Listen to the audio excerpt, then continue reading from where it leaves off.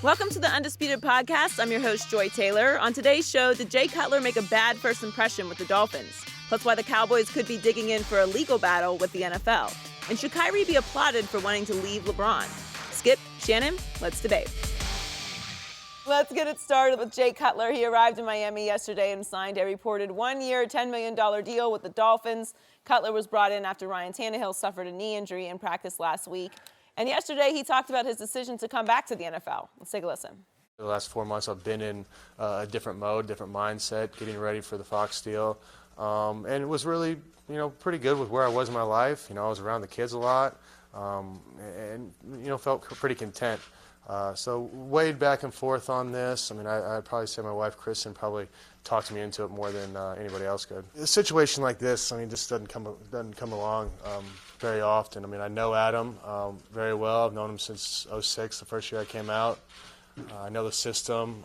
You're talking about a playoff team with a lot of really, really good football players, a lot of potential. So it was one of those things that there weren't a lot of opportunities or jobs out there. If they would have came up, I would have taken, but this has got to be the top of the list. The good thing is I play quarterback, so I don't really have to be in that great of cardiovascular shape. But I'll be fine. Adam knows kind of what I've been up to, so we'll figure it out along the way. Shannon, what was your biggest takeaway from the presser? You want to answer this one, Joy?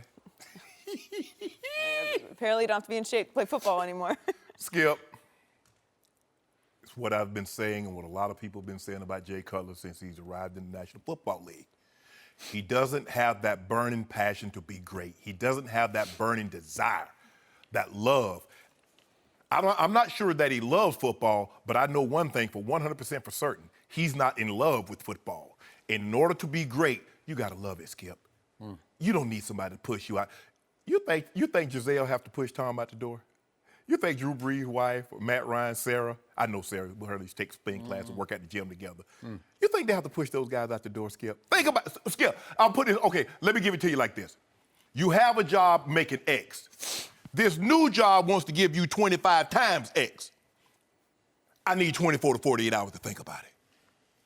What you thinking about? It's something you've been doing for the last 11 years. But you walked away because, as you mentioned, they either retire you or you lack the desire and the requirements that it takes to play that. Skip, he doesn't love it. Now, the Dolphins should be very alarmed because, as Joey mentioned, he's not in shape, but he don't really have to be in great cardiovascular shape. Boy, can you imagine? I'm thinking right now, Tom Brady like, man, I don't need to be in shape. I don't need to be in the peak physical conditioning. Aaron Rodgers. Now, here's a guy that looked, you saw the picture that he posted on vacation.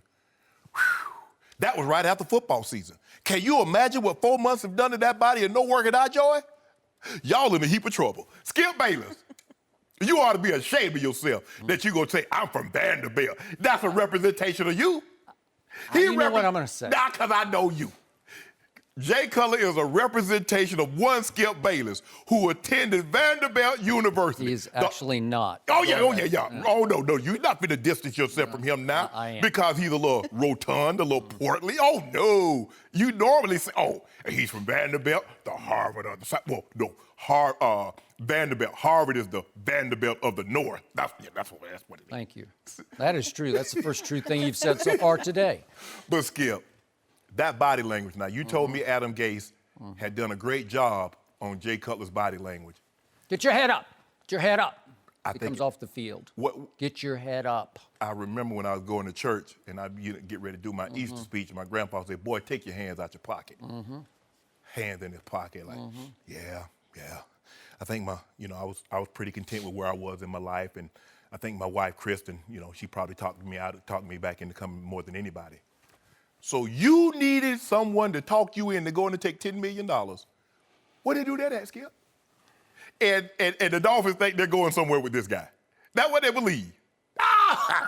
Tickle me. Skip, the Dolphins tickle me. And you know what? You know who's laughing the loudest? Coach Belichick is laughing. Coach Belichick like, they signed Jay Cutler. I don't know about that. We signed Jay Cutler. All the DBs just turning cartwheels. Somebody from the AFC East going to lead a league in interception because they played the Dolphins twice. I think Coach Belichick is thinking, don't get to play Ryan Tannehill. Oh, yeah. No, he's like, no, when we get to play Jay Cutler, who's going to give us even more turnovers?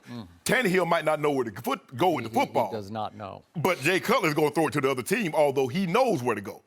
Skip, hey, they did it. Adam Gase, he's familiar with Jay Cutler. Jay Cutler's familiar with him. But, Skip, I'm not encouraged. If you're encouraged by his body language and the tone in which he talked, normally guys coming back in the NFL, think about it. Normally guys, man, I'm so excited. These opportunities, they don't come often. And for them to think about me and want me to possibly lead this team, which I believe has playoff aspirations, have playoff potential. You look loaded with talent. Man, I am so excited. I can't wait to get going. I was pretty content with my life and, you know, hanging out with the kids. Good job, Miami. Before I discuss body language, I'm going to discuss Jay Cutler's body. And I have been a student of Jay Cutler's body just because I've been a student of Jay Cutler since he was a junior at Vanderbilt University, when friends of mine who live in and around Nashville kept calling me saying, have you been watching this guy? Yeah, I've been watching this guy. That body in his first 5 or 6 years was always a little tubby, a little portly, a little I got a spare tire kind of a body, like Tony Romo-esque. Not that donut tire, a real official-sized tire. An official-sized tire. But about 3 years ago, he was enlightened, the way Tom Brady's been enlightened, and he completely changed his nutrition and his diet. And that's why his wife posted that picture of him on vacation. It was fairly impressive as bodies go. The one on vacation? I mean, if you're a sumo wrestler, that looks great.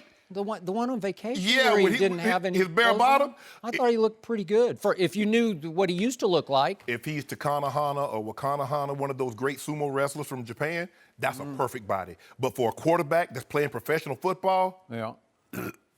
Hey, to me yesterday, the proof was, so to speak, in the pudding or the not pudding, because I don't think he eats pudding anymore. I thought his body looked good to my eye yesterday as he walked into the press conference. But just on body weight, just on weight, he looked just fine to me. And they did say he's been playing a lot of pickup basketball at Vanderbilt. He's been doing something. But remember, Skip, about, 5 or 6 years ago, he was diagnosed as a diabetic. Well, it's been longer than that. Yeah, but I think might have been early in his career in Denver, so maybe 8 or 9 years ago. Okay. Yeah. So you got to give him that. Okay. No. Now back to the body language. I cannot defend it, and I will not defend it, but I'll tell you what I think about it.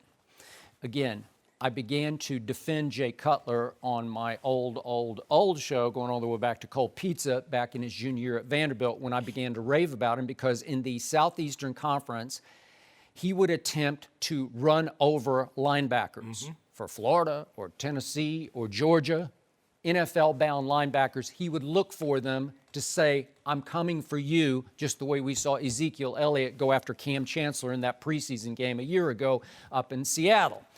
And that's the guy that I think a lot of the players know. That's the guy Adam Gase knows. But this is also the guy who, with stereotypical Vanderbilt arrogance, despises the media and having to do interviews. So how does he deflect during interviews? He goes into his blasé, I could give a you-know-what mode about football or life or just about anything else, or especially about doing this interview. And I don't know Jay Cutler. I've never talked to Jay Cutler, but if I did, I would give him my 2 cents from a distance, that especially in the NFL, and especially when you're a franchise quarterback, image is everything. Yes. Body language is everything. Interviews are everything. And he's doing irreparable harm to his image with the way he conducts himself in the interview. He's trying to deflect. Tom Brady gets away with it because he goes into, aw shucks, gee whiz, the Jets are a great team, and we got to play a great game to beat that great Jets team. Baloney, Tom, and you call baloney and I call baloney. But nobody really cares because it doesn't hurt Tom's image. Right. It actually kind of helps Tom's image. But that's the way he deflects a media that he does not like. That's the way he avoids having to answer tough questions. Jay Cutler avoids by just saying, I don't know. I was pretty content with my life, and we were going to go on vacation, and I don't know. My wife finally said, well, why don't you go do this? So you know what? I'll give it a try. We'll just see what? You know, I want to reach through my TV and grab him by the throat and just shake him because I don't believe in his heart of hearts that's what he thinks. He would not have left a gig at this network to go reunite with the coach that he finally loved. He finally had one coach that he really loved, that he thrived under, and it's like a 1,000,000,000 thank you God shot that the heavens opened and said, hey, it's like God said, here, Jay Cutler, guess what you get to do? It should have been Colin Kaepernick. He had an issue with the Cuban community in Miami. It just should have been. So what happens? It's Adam Gase and Jay Cutler. Well, he couldn't get a job because the Bears said no finally. Right. So he's out on the market, and it was clear the NFL had also rejected him on very different reasons than Colin Kaepernick is being rejected, because people were just sick and tired of the act of Jay Cutler. Yes. Like, that's enough. We get it. You can throw it. We get it. You got 208 touchdown passes, but you can't win because your teammates won't respond to you as the leader of the football team. Correct. So here we go. He finally gets a third chance at age 34 in the perfect scenario. A team that made the playoffs last year, that has a chance to be even maybe a little better, dare I say, a little better. Yeah. Again, they're stuck in the wrong division, but you can still make the playoffs out of that division. And that's the time when you jump to the microphone and you say, I can't believe I got this opportunity to reunite with Adam. This is such a good football team. It's in a great place. I love it here. I love the weather. This is going to be my dream job, right? Don't you want to hear that? You see how your arms are flailing? Yeah. You're like, I'm so excited. His hands never left his pocket. Never left his pockets. His because tone they never do. Do you know that's why he fell in the draft? I was raving about his ability going into that draft. And I said, boy, I'm taking him in the top 5. I love Vince Young. I love Vince just a little more. I did not love our guy Matt Leinart quite as much. Right. But Matt goes 10, and then your man, Mike Shanahan, who knows a thing or two about football, right? Yes. He said, I'm going up there. I'm going to get this kid. I don't care about his pre-draft interviews, which turned a lot of people off because he seemed like he didn't love football. But Mike said, I don't care because that guy can play football because he can throw the hell out of the football, and he's a tough guy. So I want a tough guy with a big arm and athletic. Listen, young Jay, he could run a little bit. I'm not saying he's like a dynamo athlete. He's not Michael Vick, but he could run a little bit. Yes. Could move a little bit. He was perfect for the West Coast offense. He was. So that should have been a thank you, God, opportunity with Mike Shanahan and the Denver Broncos in a place that you love and one of the great football cities in this country. Yep. And yet he never really embraced it, even though he did make a Pro Bowl in those first couple of years in Denver. For 4,500 yards. He also happened to have a guy named Brandon Marshall as his soulmate for a while, right? So, look, it's just that Vanderbilt sort of stereotypical arrogance. I didn't get it because I was a public school kid who won a full scholarship to go to Vanderbilt, so I wasn't raised that way. But I think he came out of, not that he came from a whole lot of money in Santa Claus, Indiana, but again, he sort of represented what our school is seen to represent, an image of holier than thou, better than you, above it all. You know, that's kind of the persona he adopted, and he still got it. He hasn't learned any lessons at all. I wish Santa Claus would have brought him some passion while he was in Santa Claus, I Indiana. agree, but he'll play with some passion. Seriously, I'm not overly defending him. There have been times he will compete. It's why Adam Gase was asked when Adam thought he was retired and gone from football, and somebody at the league meetings back in March asked Adam, Jay's gone, looks like he's going to broadcasting. What'd you think of Jay Cutler? And his thing was, my experience with him was very good. I don't get all the hatred toward him. I see a guy that worked hard, did everything he could to help the team win, and sacrificed his body. An athlete with a big arm. That's what Adam Gase thought of him because they did some pretty good things together. Think about this, Skip. We hear Tom Brady. The guy has been to 11 AFC championship games in 17 years. He's played in 7 Super Bowls. We saw Peyton Manning. We saw hear Drew Brees. Now, Tom says he wants to play mid-40s, maybe even late 40s. Drew Brees says he wants to play well into his 40s. Now Aaron Rodgers is saying he wants to play 10 more years. Here is a guy that after 11 years says, I was perfectly content with my life. He didn't win a championship. He never went to a Super Bowl, but here's a guy. Now, you look at Tom, and Tom, he's very, God, I can't believe you asked me that. Oh, come on. But you know he loves football. The guy that's heard the same verbiage for going on 18 years now, Skip, still has a burning desire. He goes home because here's the thing. Giselle said, like, I really want Tommy. She calls him Tommy, so I'm going to call him Tommy. I really like Tommy to come home. At some point in time, the spouses normally say, okay, babe, I've given you 15, I've given you 18 years of letting you do your thing. I think it's time for you to come home and be a family man. And his wife is talking him in because deep down, I don't really believe that he really wanted to go back, Skip. But because his wife and, happy wife, happy life, he wants to be happy. He wants her to be happy. He's playing for the Dolphins now. You know what? I think deep down he did want to go back. He's just not going to let you see that, which is wrong on his part. It's detrimental to him because it's too easy. He turns himself into the easiest, biggest target in the National Football League with all those remarks. Those blasé, I don't know, Can I ask you a question? shrugging. Can I ask you a question? How many times do you think he's thrown the football since he hung up his cleats? I have no idea. How many drills, specific drills, the quarterback, do you think he's done? There's one issue we haven't dealt with here. He did have right shoulder surgery at the end of last year, and I don't know how bad it was. He said it's going to be no issue, but I don't know. So let me get. So it's possible he hasn't thrown one football. Unless just to see if it would work. Because think about it, Skip. This is what I know. Shoulder soreness happens a lot for quarterbacks because you go from throwing very minimal to throwing an awful lot. And if he hadn't been throwing as much as he needs to be, he's going to run into that problem. Now, here's the thing. Would it surprise me after a month, 8 weeks, that Jay Cutler's like, this isn't for me, and he comes back and leaves the Dolphins? I would not be shocked. What would be shocking if he finished the season with his attitude?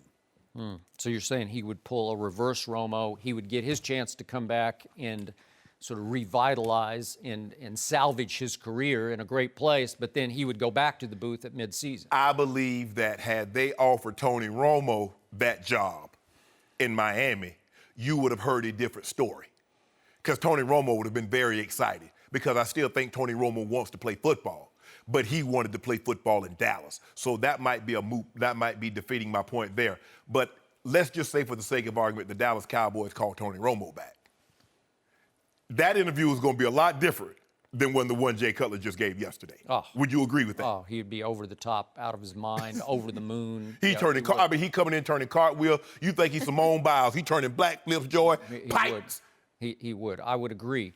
Yet, I don't know that he ever took football even as seriously in its preparation than Cutler did. No. I will give you that. I will give you that, Skip. I don't think either one of these guys were workout warriors that they love. You got to love the process. You know what? I do think, just because from what I've heard, Cutler is more than you know because he's not going to tell you about it. Cutler studies hard. Cutler has high IQ. I don't know that Tony ever wanted to put in the work required to be great. He could be very good, but Jay didn't put enough stock, like he didn't take football seriously enough to not try just that throw. But here's the thing. From the time that Jay was a rookie, has he gotten any better? He's the exact same guy. The guy that thinks he can throw the ball through a keyhole. He's a guy that has the same body language. People think because you're the quarterback or they put a C on your chest, you're the captain and guys are willing to follow you. No. You can't fool those guys. Now, Adam Gase, he sees him on the practice field, but those guys that are in the locker room, I can tell you more about the players that were in my locker room in Denver and in Baltimore than any coach could, because I'm around him all the time. And it's not what he think you're watching that counts, it's when he doesn't think you're watching. And that's what I observe. So, look, you're like, oh, God. We'll figure it out as we go. Figure it out? I got playoff. Do you know who's in my division? The New England Patriots and Tom Brady. They're in my division. You talk about figuring something out. Mm-hmm. Oh, Joy, how you feel about this now? I mean, the only silver lining is that Gase seems positive about it, and I bought into Gase after last season. Gase is really good at what he does, and he believes in Jay Cutler. Skip.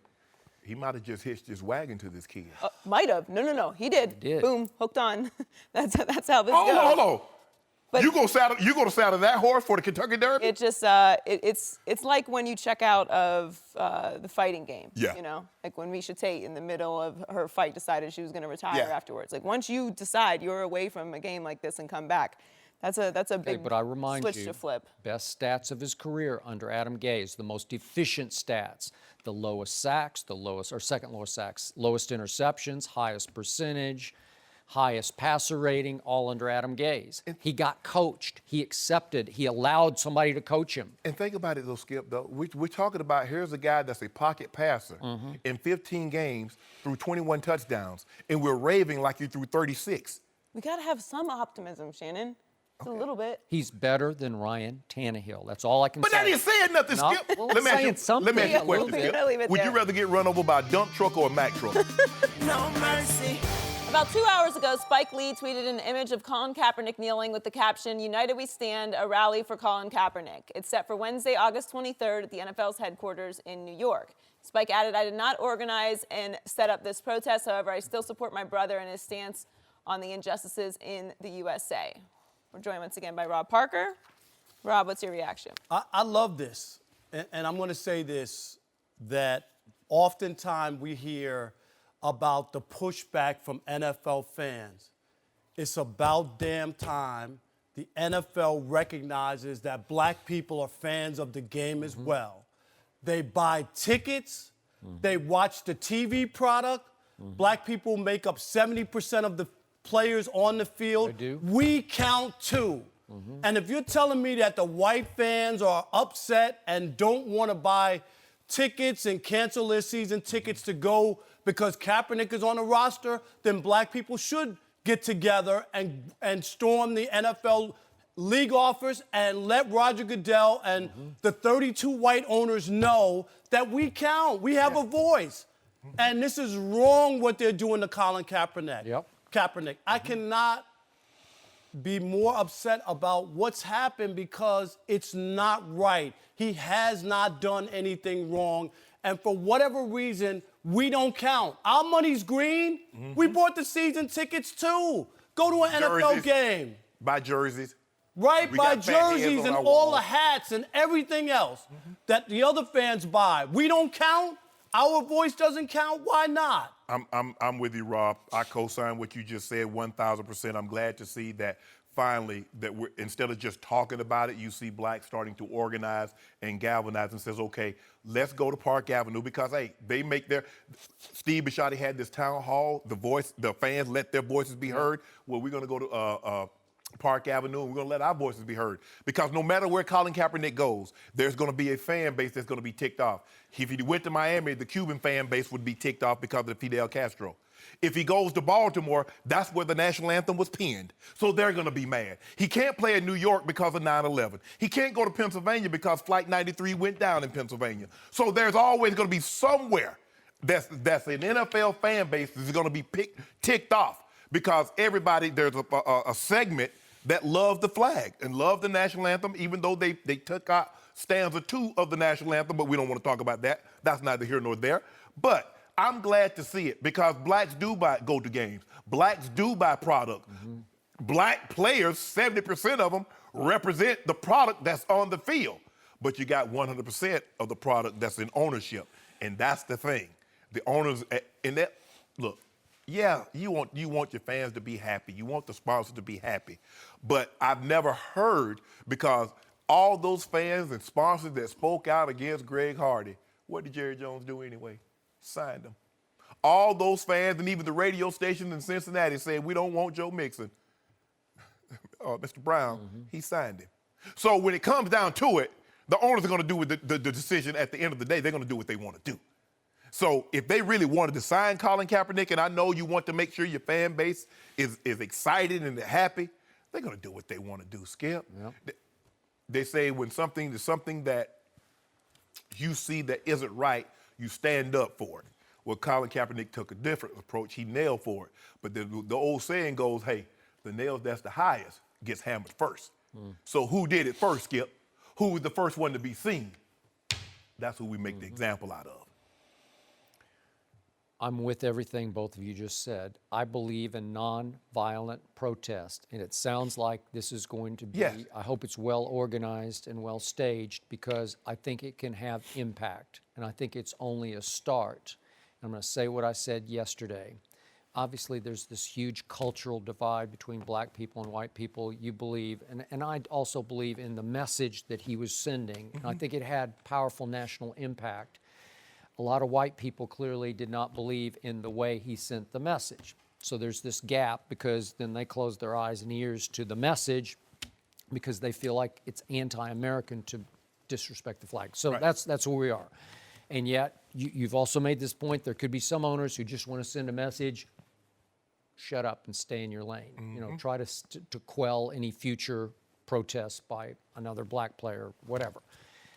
That may be operating, but there's one way to stop this because in Seattle, Colin Kaepernick was needed, and the locker room stood up and wanted to embrace him. I think similarly in Baltimore, he is needed, and the locker room seemed to stand up, maybe not as vociferously as Seattle's, but I think they were ready to embrace Colin Kaepernick. He would have fit in their culture with their veteran leadership. And yet, in both cases, at the last second, for sort of inexplicable reasons, unless we go deeper, both franchises said no to Colin Kaepernick. So that's when I wanted, and you said maybe this is just too far, you're asking too much, but I wanted the black players in both locker rooms to stand up and boycott and say, we obviously need him, we want him, and until you sign him, we're just not going to play. 70% African American in the National Football League. Stand up. I think you are the game. You could do that. Can I ask you a question, Skip? And this is for everybody. If he had taken a knee, if he was gay and taken a knee, would he be vilified like he is now? If he had taken a knee because the veterans and the high suicide rate and the treatment that they get once they come back, would he be vilified like he is now? I believe not. I don't believe he would have. No, I don't disagree with that. I think what NFL players should understand is the power that they have. And unfortunately, I've said this before, we saw what happened to Donald Sterling, who had his team taken away from him like that. Yeah. Right? Yeah. Players said, hey, we're not going to continue the playoffs. What did Adam Silver do? Yep. Wow, it's funny how things got fixed really quick, didn't it? But see, here's the thing. The difference is that in basketball, the biggest and brightest stars are African Americans. When you get LeBron James and you get Kevin Durant and you get D. Wade and you get Russell Westbrook and you get all these guys that hold up and they coming out with the I Can't Breathe t-shirts and you get the Clippers themselves throwing their uniforms in the center, huddling up and taking off those uniforms and throwing them in the center, that's a whole different. I get you, but the numbers in the NFL are so huge, and it's not because there's no organization.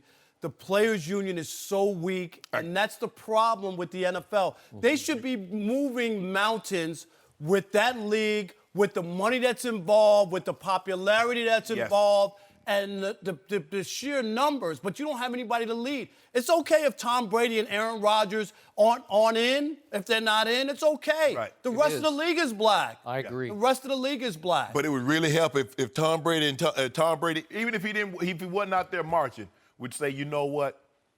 Colin Kaepernick is trying to bring light to an attention. Good luck on that. I'm with Rob. I don't think you're going to get that. No, I'm with you. Yeah, It would be, but I just don't see. Because Rob, let's be real. I mean, you lived it. I mean, you're a little older than I am. Well, you're a lot older.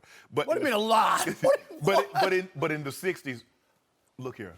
Before those two ministers that came down from Massachusetts were killed, Dr. King and these organizers had been marching and had sit-ins and boycotting for a long time. I know. Oh, it didn't happen. Right. But when they came and they got killed, and then you saw Bloody Sunday, you saw the Edmund Pettus Bridge on Bloody Sunday. They're like, wait a minute, what's going on here? Is that what they did to those? Is that what they're doing every day to these men and women? That's what it's going to take. I mean, because you see it. You know, Alice Walker said the biggest mistake we get with power is by thinking you don't have any. See, a lot of the blacks say, well, we only get non-guaranteed contracts. We only play 3 years. What can I really do? But that's the mistake that you make because you think because you only play 3 years, you get non-guaranteed contracts. But if you want guaranteed contracts or you want more guaranteed money, what you got to do? You got to fight. You got to stand up. And you got to be willing. They won't do it. Who gives you it? You think your boss ever going to come to you and say, you know what, Skip? You've been really doing really good, Skip. Skip, that's what we're going to do for you today. We're going to give you a bump and fat. No, you gotta demand it. It's not going to give it to you. Well, we know for a fact we've moved past the narrative that he is not being signed because of his play. We know it's because of the protest now. Yes. That can't be argued. I just wish that an owner would have some courage and stand up to this narrative of sponsors leaving and the narrative of the fans not showing up to games. We know that there was an election last year that had a big part to do with why the ratings were down. And they said that was the number one reason. They said Colin Kaepernick had little to no impact on the viewership.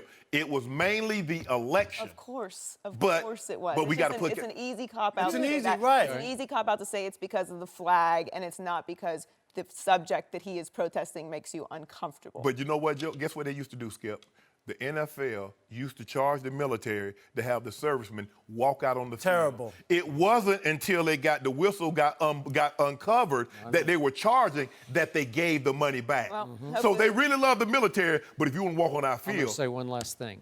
If the black players would unite and say, we will not play game one this year, I promise you it would have impact. Oh, yeah. It would get something absolutely. done. of course, it would be Yep. Skip 100%. Cataclysmic. Yes. No mercy.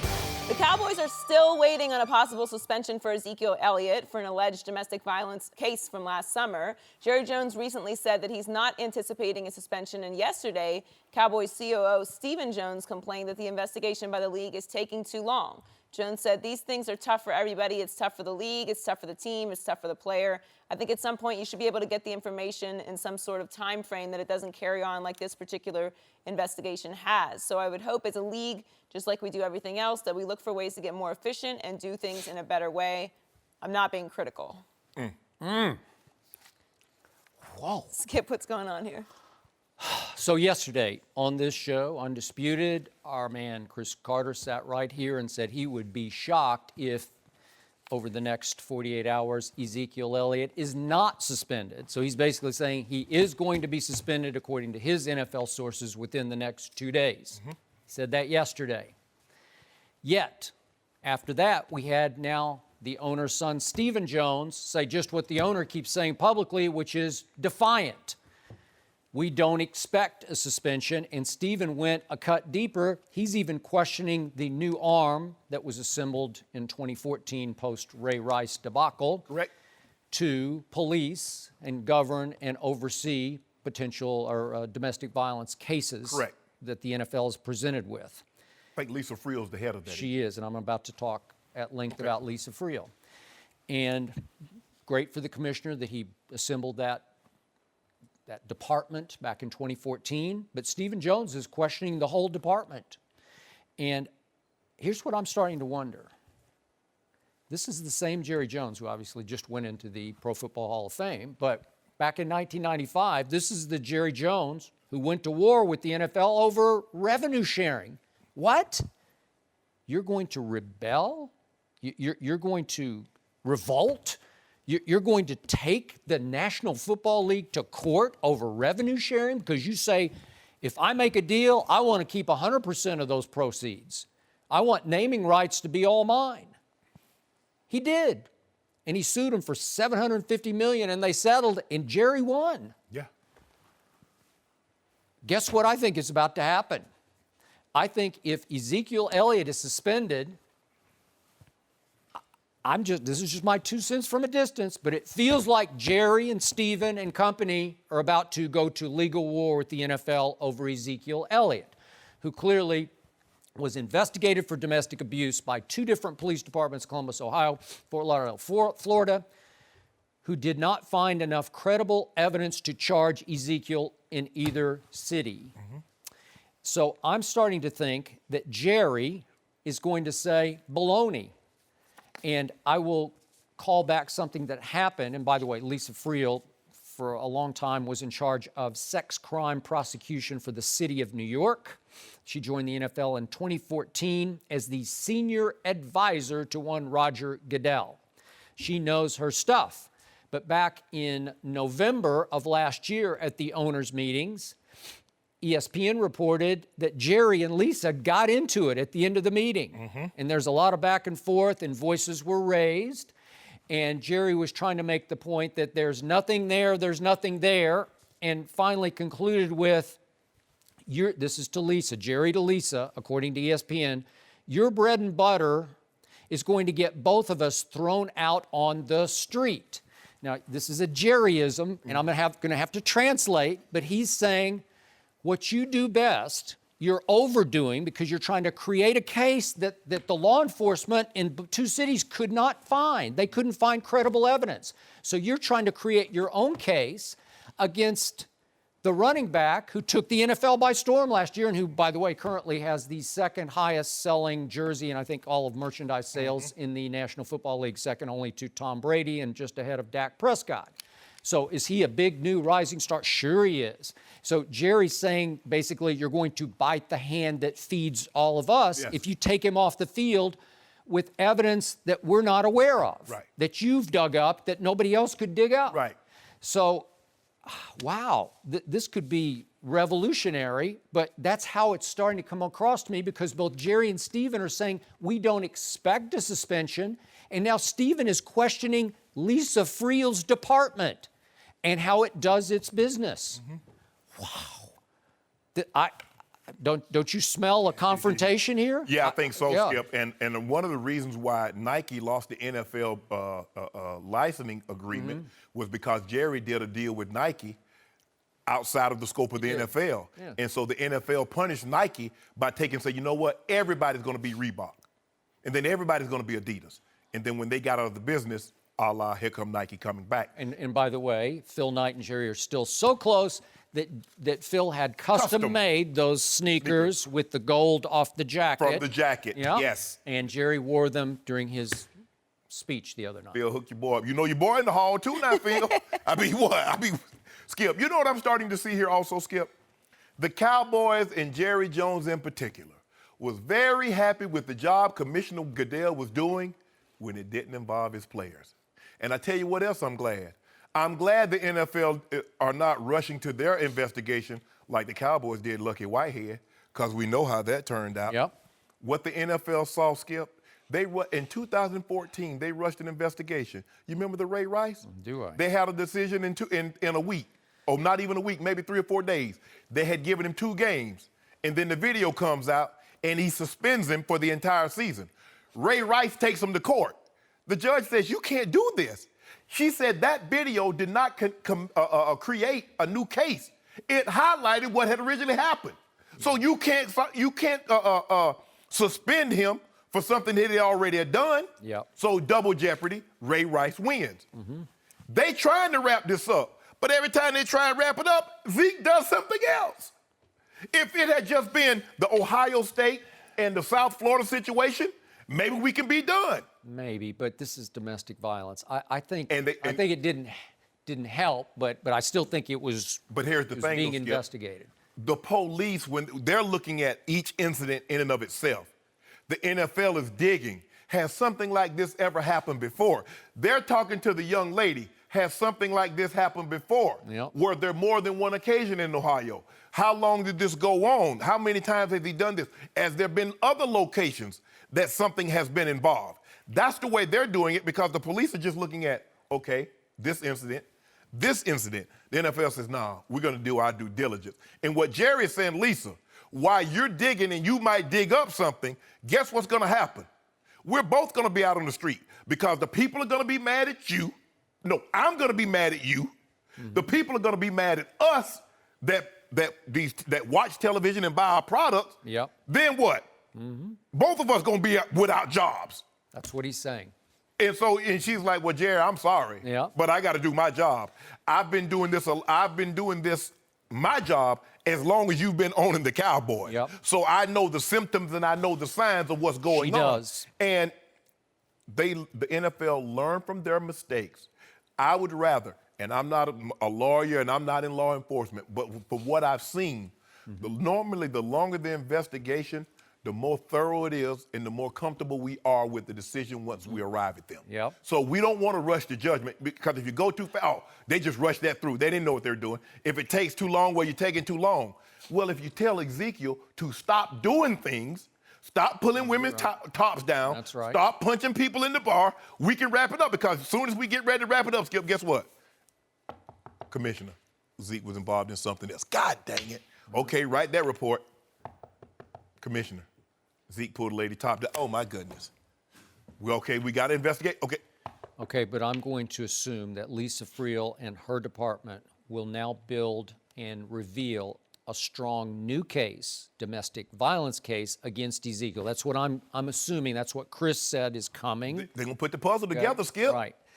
And then we'll have to all sit back and see, because I don't have any idea what happened. No. And again, my heart's obviously with the Cowboys, but my head is with what Chris Carter said, that a suspension is going to come down. So now it's going to be up to Jerry and Stephen to decide, can they go to court, which would be revolutionary, go to court and argue that our own justice system cleared him or did not charge him twice. So 2 investigations took place, and to the judge, why can't we stand by that? We should be able to stand by that. Instead, they continue to investigate, and again, it's sort of her word versus his, so you know how Jerry's going to try to position. Because the commissioner is going to say the same thing he's told the players. Now, the other 32 owners, when they gave Commissioner Goodell this power, they signed it unanimous. The teams, it was 31-1. The Pittsburgh Steelers, Ryan Clark, they didn't say, nah, we ain't voting. Or we voting against, they're voting against it. They voted against. But the owners said, the commissioner, you has final say. So whatever you decide, we're gonna go along with. Now, Jerry, I know Jerry has one guy on his side for 1,000% for certain, and that's Mr. Kraft.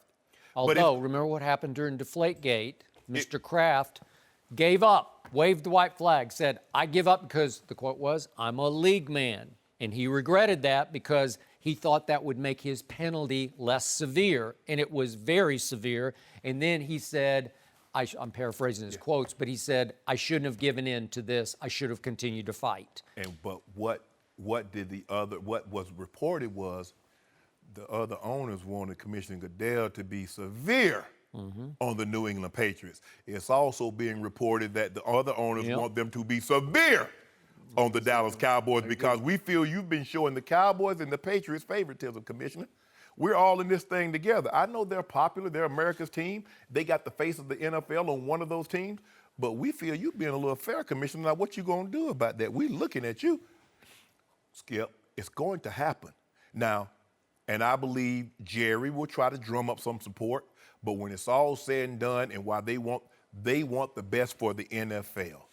And if they think this is going to be the best for the NFL because it's going to get the fans to say, you know what, the NFL is doing their due diligence. They're not rushing to judgment. They did a thorough investigation.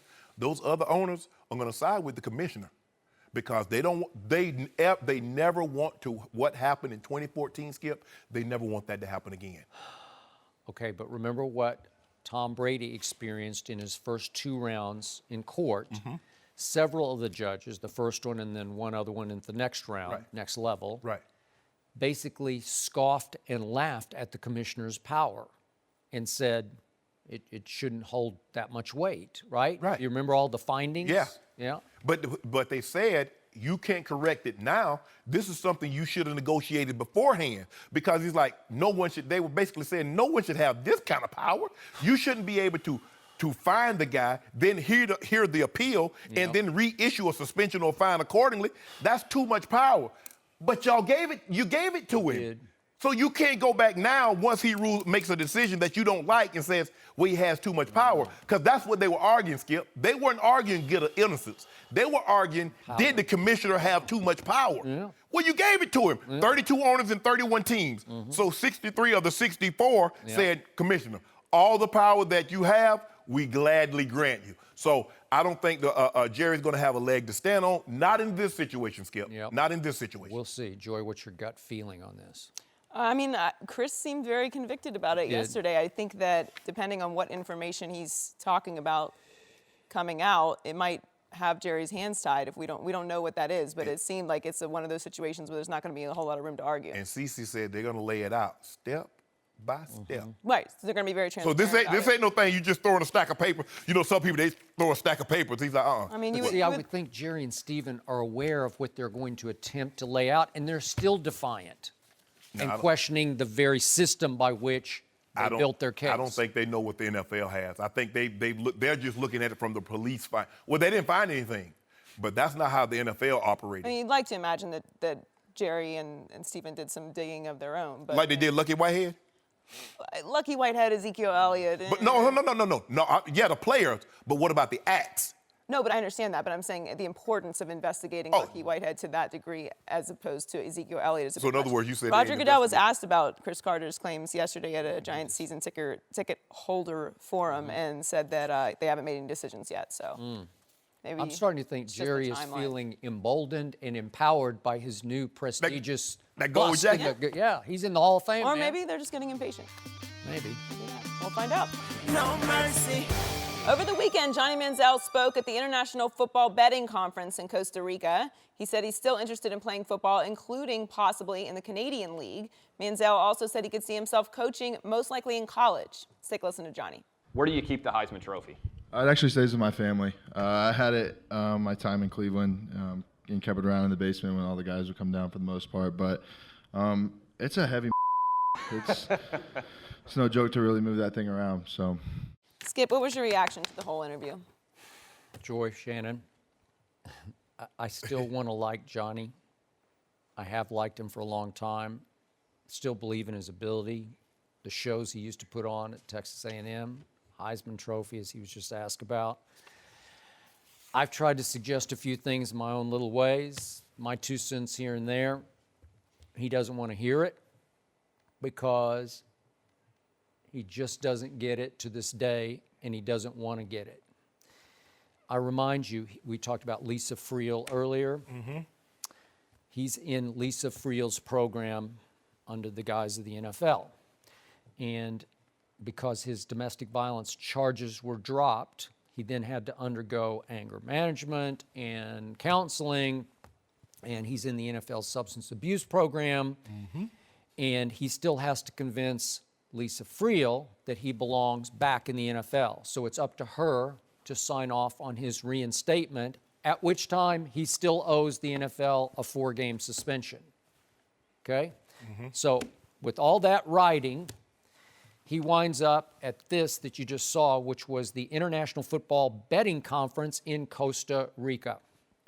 Obviously a paid gig. He was introduced, I watched the whole tape, which was obviously posted on the internet. He was introduced by a pretty bad stand-up comic making raunchy jokes, trying to warm up the audience by asking things like, who's hungover in here? Who's going to need a blood test when they get home? And how many of you guys have been introducing hookers as your wives? And this is the prelude to Johnny speaking. And the first question is about the Heisman Trophy, and Johnny says, it's a heavy blankety blank.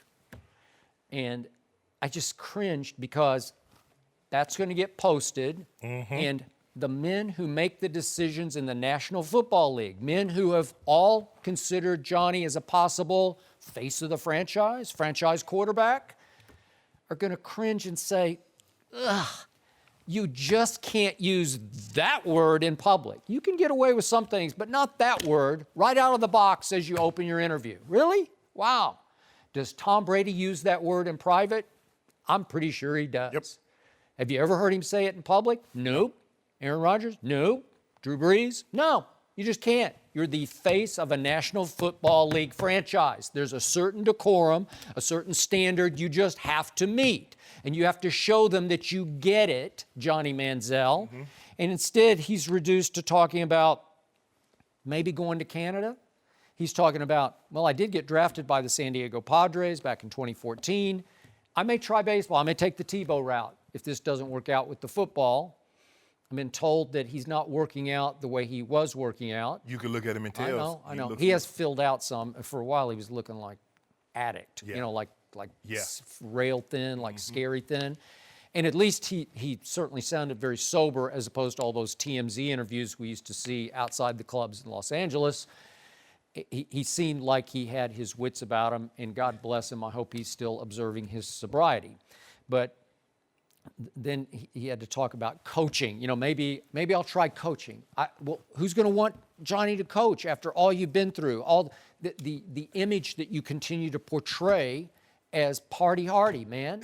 I mean, to me, Johnny's on a path that finally Paris Hilton is on. She still gets like $1 million to go DJ at parties, you know? Okay, well, that's where Johnny's headed. He's going to get paid a lot of money at some point just to show up at your party, at the big Beverly Hills party. Johnny Manziel, that's the path you're on, because you just don't get it. I don't get, why would you expose yourself to the International Football Betting Conference? I have no problem with them, but it's not for Johnny right now when you're in Lisa Friel's program, right? How about this, Skip? How does the NFL feel about betting? Now, they're one of the sports organizations, they're one of the sports corporations that's, you know, basketball says it's going to happen, baseball says it's going to happen. Adam Silver's saying we're heading there. But they're the one. No, you're right. And for the longest time. I mean, they're about to put a franchise in Las Vegas, but go ahead. And it took them a long time to do that, but Vegas is putting up so much of the money. Skip, he said he wants to be a coach. How does he coach? Because you can't coach what Johnny could do. Johnny's whole thing was improvisation. That's a good point. How do you coach improvisation, Skip? He just reacts. You can't coach that. You can't tell, Johnny, go back, drop back 5. Now, the guy's going to come off the right side. I need you to spin, roll to your left, and then I need you to hit the guy in the back of the end zone. You can't coach that, Skip. And then, now, I give him credit. Now, he gets an opportunity. Maybe he could help kids and say, guys, these are the mistakes that I made. And don't go down this path. And when things are starting to, you think things are starting to go, don't lie and hide behind it and says, I'm fine, I'm doing nothing wrong. Get help, seek help so you can have your career. Because I think the thing is, now Skip, I don't really know what type of quarterback he could have been. Because I think everybody was thinking that he was going to do in the NFL what he did at Texas A&M. And you and I both know that wasn't going to happen. But that's what the expectations were. But because he had been coddled for so long, the NFL was unwilling to coddle him. Now, he would have shown them that he could play really, really good, Skip. He still would have been in there, but you can't show up hungover. You just can't. You can't. I mean, when you're trying, especially, there's already a lot of expectations when you're a rookie and you're a first-round draft pick, and then you're a quarterback on top of it. So the one thing that you can't do is to give them any reason to doubt you, because first of all, you're younger than everybody that's in the huddle, and then you're going to show up late. You don't show up, you show up drunk. So what are they supposed, is this the guy we're supposed to follow? So are we supposed to come drunk too? Are we supposed to miss meetings? Because that's the guy that's supposed to be the leader. And I say this all the time, there's a reason why great players hang around other great players. It's like movie stars. That's why they normally marry other movie stars, because the other know what it's like. Well, Johnny, bruh, what are you doing? I mean, Skip, for me, here it is, this would have been his 3rd year or 4th year, Skip. And the guy's already talking about coaching. That's where he is. I mean, I think he knows, for all intents and purposes, it's over. Because if you're a team, Skip, why would you take a guy, even if you get him, he's going to miss the first 4 games. And then he's 1 strike away from missing out the entire season. Do you put your trust in him? Has he shown you that, you know what, I'm going to do the right thing? No, he hasn't shown that, Skip. No. I know Sean Payton has had interest, and that would be a perfect place for him to land, because he's an against-the-grain guy who'd say, watch what I can do with Johnny.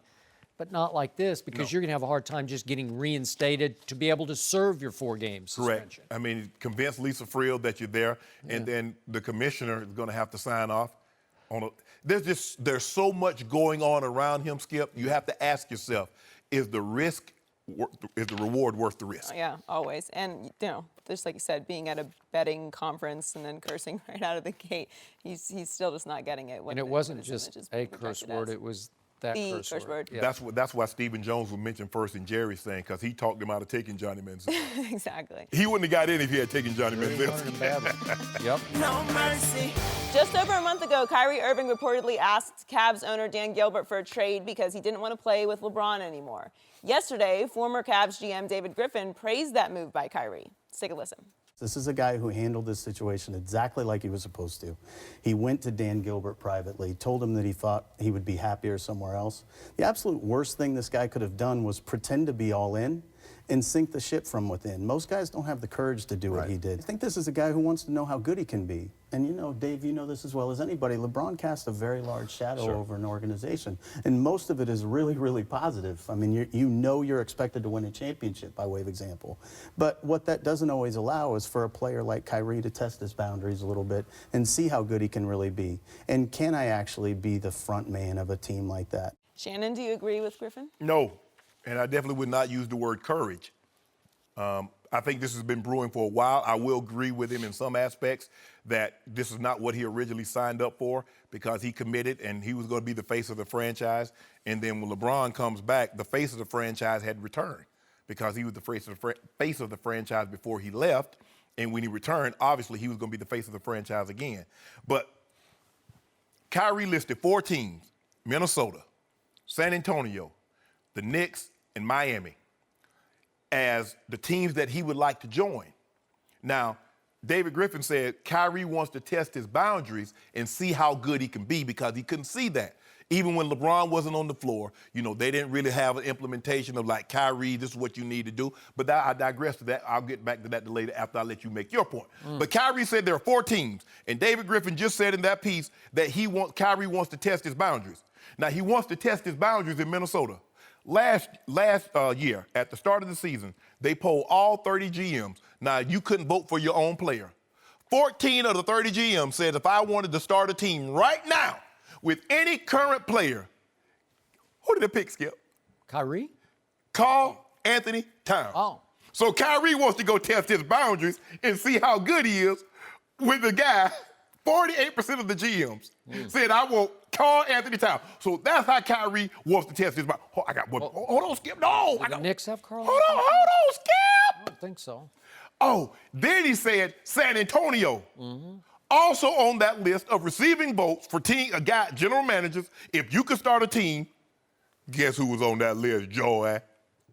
Oh, Kawhi, sure enough, was on the list. So Kyrie wants to test his boundaries with 5 of the guys that general manager. David Griffin is talking about he picked 3 of the tougher top coaches, right? Pop and Brad Stevens, Thibodeau, right? Yeah, hold on, Skip. Yeah. No, you want to test your boundaries, go to the Knicks and says, you know what? I want to show I can get this team in the playoffs, something that Carmelo couldn't do consistently. Okay. Go to the Brooklyn Nets. You a Jersey kid?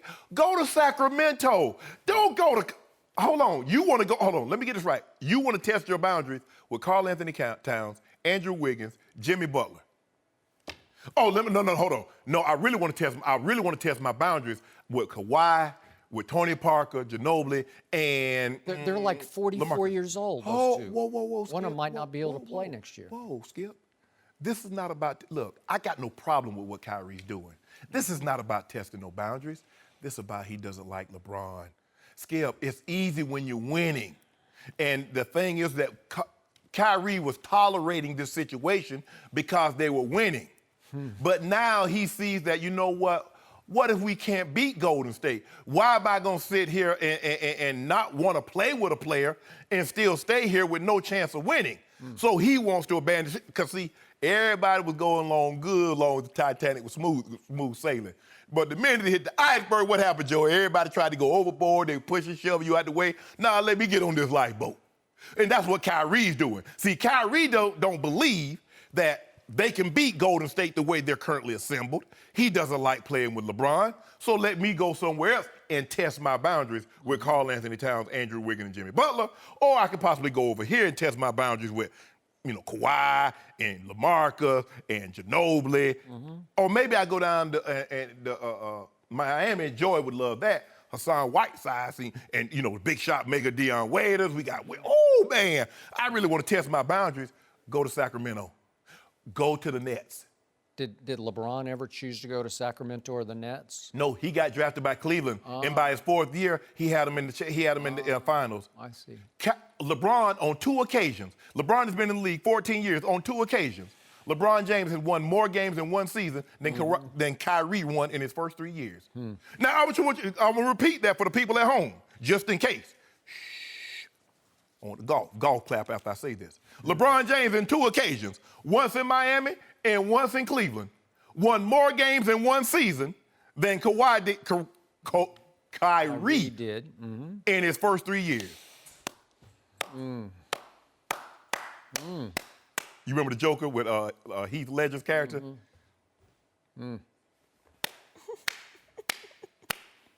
Shannon, you got to accept the fact it remains open season on your man LeBron. Yeah.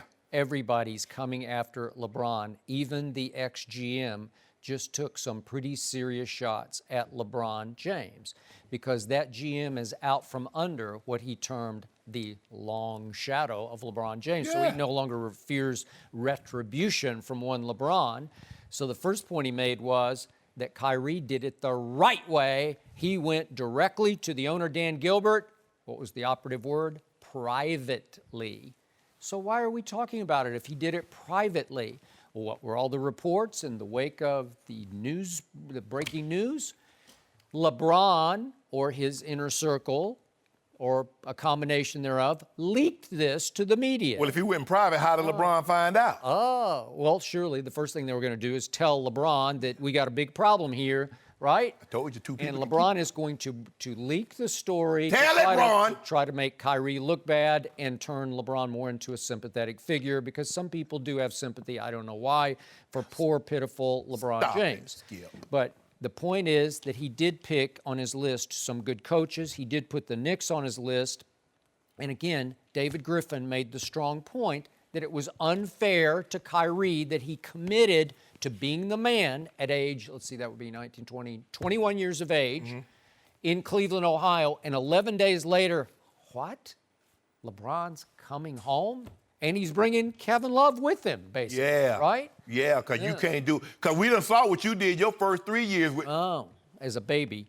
But David Griffin also defended Kyrie, saying that our culture was bad. We didn't teach them how to win games. They expected to lose games, and Kyrie couldn't rise above the culture and the coaches. Why not? They picked. Well, LeBron did. Oh, so you said, hold on. Is Paul Silas going to the Hall of Fame for coaching?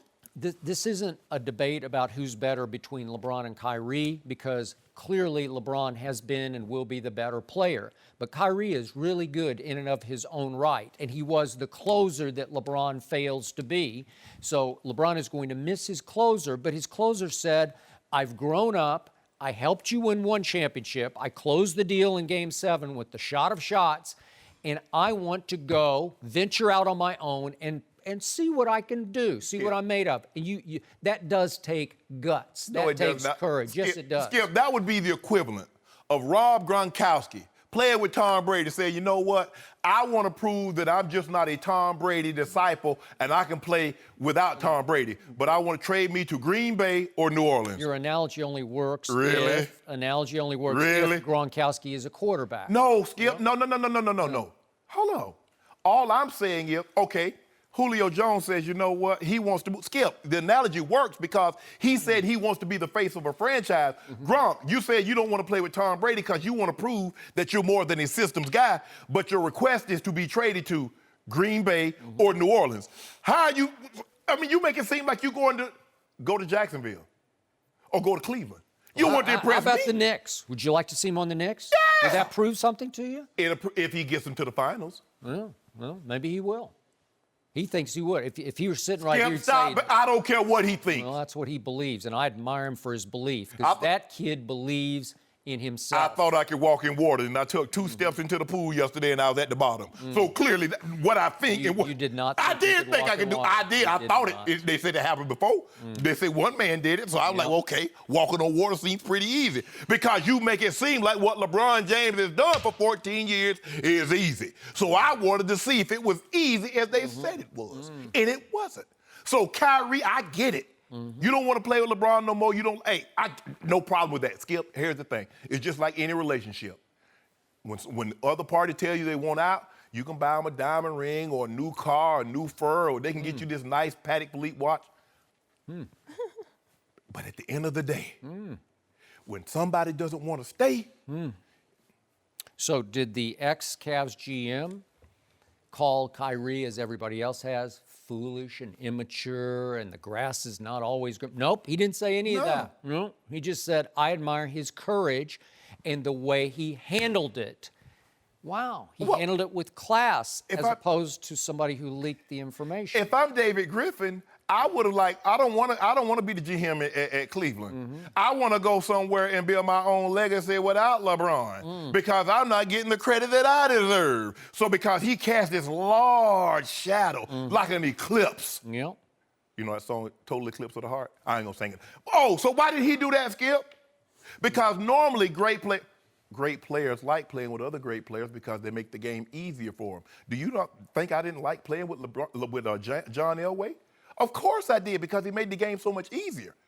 And I felt I didn't really have to do anything but my job. But when you play with someone else, you feel you have to go above and beyond because you know that guy can't do what the other guy could. I get it. I got no problem with Kyrie wanting to leave. Hey, have at it. But don't be trying to fool me talking about you want to be the face of a franchise or you want to test your boundaries without LeBron and you picking to go with two of the top teams as far as talent in the NBA. Who you think you fooling? Who are those teams again? Minnesota. 14 of the 30 general managers. Now remember Who would be the face of that franchise if Kyrie went there? Karl Anthony Towns or Andrew Wiggins. No, you're wrong. Hold on. It would be Kyrie from day one. No, the pressure would be on Kyrie. Yeah, the pressure going to be on. Lead them. Because I don't love them yet. You love them. I love them. I'm not so sure about But that. hold on. See, and why are we talking about Carl Anthony's team was 31-51 last year. Yeah, So, and Karl Anthony Towns, all I know, Skip, but hold on. You have this pressure. Where was the pressure on Kyrie before LeBron went back to Cleveland? Where was the pressure on Kyrie? He was the face of a team. He was. And what that face looked like? Ugly. Couldn't win no ugly teammates. Yeah. But LeBron. That's some ugly coaches. LeBron had that Andy Warhol painting, the one with the soup cans on it. Got them to the finals at 22. That's what he did now. Just a baby. You know, he was a baby. See, Kyrie went to college for 1 year. LeBron came straight out of high school. LeBron is a product of a weak Eastern Conference that allowed him to skate to the finals year after year after year. If you don't mind, and what happened when they got to the finals? What happened to him? Can I ask Joey a question? He got swept. Joey, can I ask you a question? LeBron is a byproduct of the weak Eastern Conference. He is. For the first 3 years, what conference did Kyrie play in? He played in the East, but he was a baby. What was LeBron? Hold on. LeBron was a baby. Wait. How many championships did LeBron win before he went to Miami and played with Dwayne Wade? He didn't win any. So sometimes you need to learn how to win before you go out on your own and win your own championship. How many championships did Wade win before he got Shaq? None, but you need help. Okay. You need to learn how to win. So maybe that's what Kyrie's doing. Are you saying Dwayne Wade is a better player than LeBron? No, I'm saying that LeBron didn't win anything before he went to Miami, so sometimes you need to go other places and learn how to win before you can win a championship. I'm just saying, so let's just calm down and make it seem like Kyrie. If Dwayne was healthy, I would trust him in the clutch far more than I would LeBron because Dwayne Wade was a big shot maker. Yeah, see how you preface that? I never had to say win with LeBron because I know he's going to show up at least 75 times a year. 15 years. No mercy. Thanks for listening to the Undisputed Podcast. I'm Joy Taylor. Join us again same time tomorrow morning, 9:30 Eastern. We'll see you then. Fox Sports 1 of 1.